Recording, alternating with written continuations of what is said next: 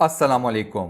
पारसियों का कब्रिस्तान किसी डरावने ख्वाब जैसा वहशतनाक। पारसी मजहब के मुताबिक पानी, हवा, सूरज और आग इतनी पाक अशिया और मुकद्दस अनासिर हैं कि इनके तकद्दुस को बहाल रखने के लिए वो जो बिन पड़े करते हैं। नतीजतन पारसी मजहब के पैरोकार समझते हैं कि मुर्दों को दफनाने या जलाने से ये अनासिर नापाक हो सकते हैं। इन वजूहात की बिना पर पारसी अपने मुर्दों को दफनाने या जलाने की बजाय ऊंचे मीनार या पहाड़ों पर गिद्धों के आगे डाल देते हैं। ऐसे मीनार को टावर ऑफ साइलेंस या मीनारे खामोशां कहा जाता है। पारसी मजहब में ये प्रैक्टिस आम है। वीडियो में आगे बढ़ने से पहले सब्सक्राइब के बटन पर क्लिक कर दें, साथ बने बेल की आइकन को प्रेस करके ऑल नोटिफिकेशंस को प्रेस कर दें। पाकिस्तान में बिल अमूम और कराची में बिल खुसूस गिद्धों की खत्म होती हुई नस्ल ने पारसी मजहब के पैरोकारों को अपनी सदियों पुरानी रस्म तर्क करने पर मजबूर कर दिया है। पारसी मजहब पर चलने वाले अब भी अपने मुर्दों को गिद्धों के आगे डालने को ही बेहतर समझते हैं।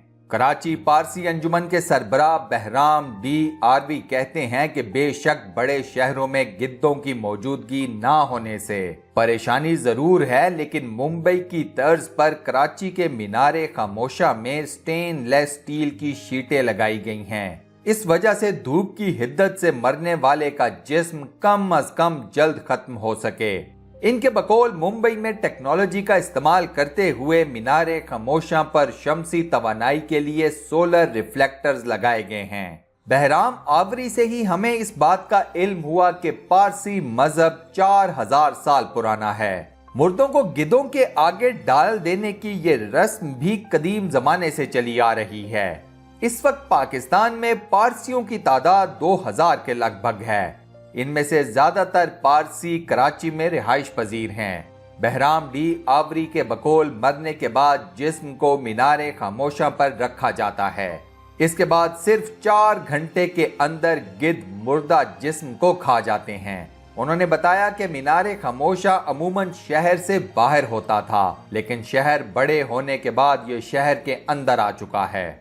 बहराम आवरी के मुताबिक एक किताब की मुसन्निफा ने 1955 में लिखा कि कराची में गिद्ध नापैद हैं और उस वक्त से अब तक मजहब के मुताबिक ही मुर्दे की रसूमात अंजाम दी जा रही हैं। बहराम आवरी ने बताया कि यह निजाम या रस्म अब भी जारी है और इस पर अमल किया जा सकता है, लेकिन एक तो गिद्धों की तादाद ना होने के बराबर है और दूसरे अब पारसियों में भी तफरीक हो चुकी है। इनमें से कई अफराद अब दफनाए जाने को तरजीह देते हैं। बहराम आवरी का मजीद ये कहना था कि 5 उंगलियां बराबर नहीं होती। उनके बकौल पारसी मजहब भी इस्लाम की तरह काबिल अमल है और इसमें लचक है। जिस तरह इस्लाम में पानी से वुजू जरूरी है, लेकिन पानी दस्तयाब ना होने पर बगैर पानी के भी वुजू किया जा सकता है, जिसे तयम्मुम कहते हैं। उनके बकौल जो अफराद इस हक में हैं कि उन्हें दफनाया जाए, उन्हें दफन कर दिया जाता है और इस मकसद के लिए पेशावर, लाहौर और इस्लामाबाद में पारसियों के कब्रिस्तान भी मौजूद हैं। बहराम आवरी के बकौल पारसी बिरादरी ने गिद्धों की अफजाइश नस्ल के लिए कभी कोशिश नहीं की। उनका कहना है कि कभी इसकी जरूरत ही नहीं पड़ी थी। अभी भी कराची में मरने के बाद जिस्म को मीनारे खामोशा पर रखा जाता है और वो किसी भी ताफुन के बगैर खत्म हो जाता है। उनका कहना है कि मीनारे खामोशा के अतराफ में रिहाइश पजीर अफराद ने कभी भी किसी किस्म की शिकायत नहीं की। पारसी बिरादरी ने तो गिद्धों की अफजाइश नस्ल के बारे में कोशिश नहीं की, लेकिन आलमी जंगली हयात का इदारा यानी WWF पाकिस्तान में इस सिलसिले में काम कर रहा है। लाहौर में वाक़या इस इदारे के दफ्तर में काम करने वाली एक अफसर के मुताबिक पाकिस्तान में 8 मुख्तलिफ किस्म के गिद्ध पाए जाते हैं। इनमें से 3 अक़साम के गिद्धों की तादाद खतरनाक हद तक कम हो चुकी है और ये पंजाब और सिंध के चंद इलाकों तक ही महदूद होकर रह गए हैं। गिद्धों की तादाद में कमी की एक बड़ी वजह बयान करते हुए इस अफसर का कहना है कि जानवरों को दर्द रफा करने के लिए डिकोफिनिक सोडियम नामी दवाई दी जाती है। ताहम इन जानवरों के मरने के बाद दवा का असर इनके जिस्म में रहता है और जब गिद्ध इन्हें खाते हैं तो वो दवा गिद्धों पर भी असर करती है। इससे इन गिद्धों के गुर्दे नाकारा हो जाते हैं और इनकी मौत वाक़या हो जाती है। انہوں نے کہا کہ اس کے علاوہ اور بھی وجوہات ہیں جن میں مردہ جانوروں کی کمی بھی شامل ہے جو کہ گدوں کی خوراک ہے۔ ڈیکلوفینیک سوڈیم پر حکومت نے سن 2006 میں پابندی لگا دی تھی، لیکن وہ اب بھی دستیاب ہے اور استعمال کی جا رہی ہے۔ انہوں نے اپیل کی کہ اس دوا کو استعمال کرنے سے پرہیز کیا جائے کیونکہ یہ گدوں کی نسل کے خاتمے اور نتیجتاً ماحولیاتی عدم توازن کا سبب بن رہی ہے۔ اس افسر کے بقول WWF امریکہ اور ماحولیاتی ایجنسی ابو ظہبی کی مالی معاونت سے WWF پاکستان نے ایک پروجیکٹ شروع کیا ہے۔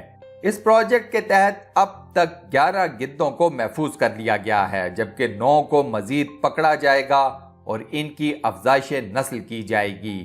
اس وقت سفید پشت والے گدوں کی افزائش کی جا رہی ہے جو پاکستان میں سب سے زیادہ پائے جاتے تھے، لیکن اب یہ گدھ خطرناک حد تک کم ہو چکے ہیں۔ پارسی مذہب میں بہن اور بھائی کے نکاح کو بھی ٹھیک سمجھا جاتا ہے۔ پارسی مذہب کے پیروکاروں کی ایک بڑی تعداد اس عمل سے آج بھی گزرتی ہے۔ پارسی مذہب کے ماننے والوں کی ایک بہت بڑی تعداد ایران میں پائی جاتی ہے۔ دوسرے نمبر پر یہ لوگ سب سے زیادہ بھارت میں مقیم ہیں۔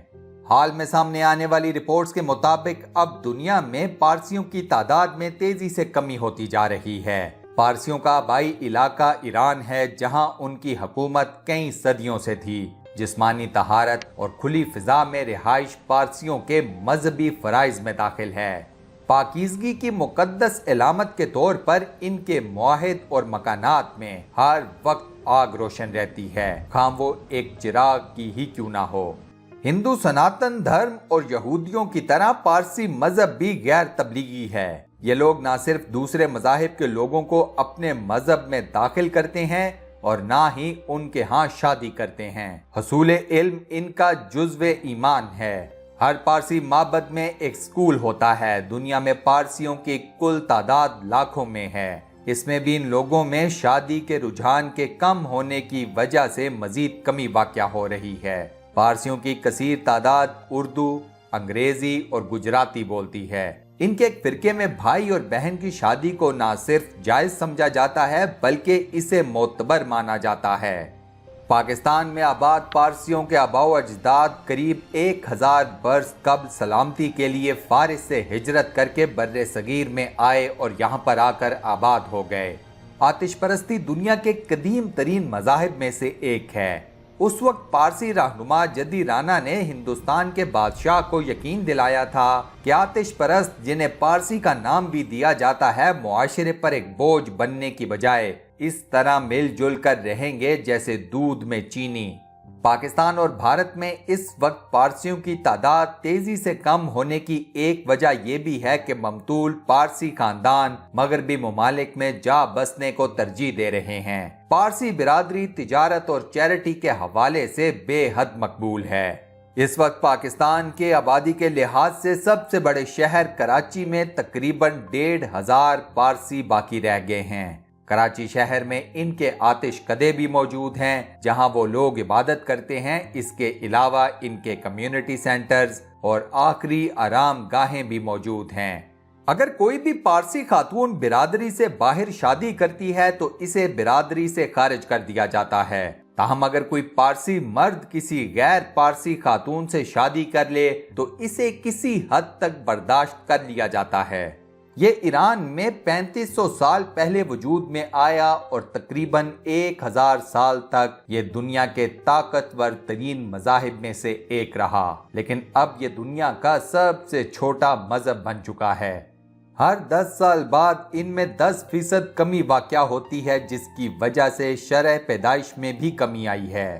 پارسی مذہب کی خواتین میں بھی غیر شادی شدہ رہنے کا رجحان کافی بڑھ گیا ہے۔ اس سے پہلے پارسی مذہب میں صرف مرد ہی رہبانیت سے منسلک ہوتے تھے، لیکن اب اس آتش پرستگی سے تعلق رکھنے والی خواتین پجارنے بھی مذہبی رسومات کی ادائیگی کرتی ہیں۔ ان خواتین نے بھی رہبانیت کی راہ لے لی ہے۔ ان خواتین میں سے بہت سو کا تعلق بھارتی پارسی خاندانوں سے ہے۔ پارسیوں کی عبادت گاہوں میں بت نہیں ہوتے بلکہ سندل کی لکڑی سے آگ جلا کر اس کی پرستش کی جاتی ہے۔ یہ لوگ پہلے بھی آفتاب یا سورج کی پرستش کے عادی تھے۔ ان کی عبادت گاہ آتش کدہ کہلاتی ہے۔ اس مذہب میں صحت، تندرستی، تعلیم اور قول و فعل کی پاکیزگی پر بہت زور دیا گیا ہے۔ اس ویڈیو کو لائک اور اپنے واٹس ایپ، فیس بک، ٹویٹر اور دیگر سوشل میڈیا اکاؤنٹس پر شیئر کرنا مت بھولیے گا۔ جزاک اللہ۔ انشاءاللہ اگلی ویڈیو میں آپ دوستوں سے ایک بار پھر ملاقات ہوگی۔ تب تک کے لیے اللہ حافظ۔